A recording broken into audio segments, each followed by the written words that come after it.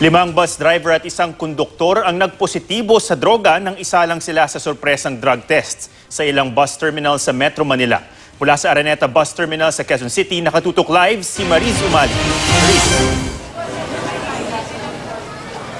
At ang bahagi ng pinaigting na pag-iingat ngayong Semana Santa ang pagsasagawa ng surprise mandatory drug testing sa ilang bus terminal sa bansa.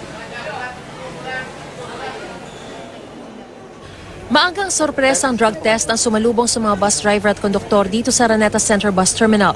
Ito po ang bahagi ng ating tinatawag na holistic approach to preventing the use of illegal drugs and the transport of illegal drugs as well using our public bus terminals. Sa 53 sumailalim sa drug test dito, walang nagpositibo sa droga. Pero sa ibang terminal ng bus sa Quezon City, may nagpositibong 3 driver at isang konduktor. May 2 bus driver naman na nagpositibo sa bus terminal sa Pasay. May random drug test din sa bus terminal sa Caloocan. Ayon sa isang bus driver, 2 beses na raw siyang na-drug test ngayong araw lang. Una sa San Fernando, Pampanga at pangalawa sa Caloocan. Hindi naman, sanay na rin. Kasi wala naman dapat katakutan. Oras na magpositibo sa drug test, kukumpiskahin muna ang lisensya ng driver at tatanungin kung payag silang magpa-counsel at kalaunay magpa-rehab. May mga naka-standby naman daw na papalit sa kanilang biyahe. Para naman sa kaligtasan ng mga pasahero natin. Mamaya anong mangyari kung may nakatulog na driver o sobrang kung hindi ko maintindihan ang pagbiyahe namin noon. Pero mas maganda ngayon kung meron drug testing. Tuloy-tuloy ang mga biyahe pero karamihan ay fully booked na, lalo na yung pabikol. Mga 11, nandyan lang ako sa may tapat ng ilaw. Ngayon parang 2 di pa lang, 2 hours na yung inaantay namin.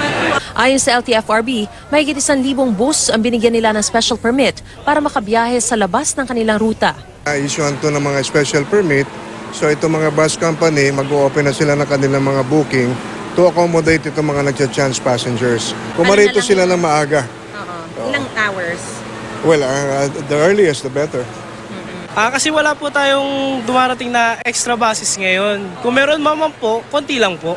Meron tayong extra buses ngayon ma'am, maaga din po kami nagbo-book kaya hindi po din natin sila lahat na-accommodate.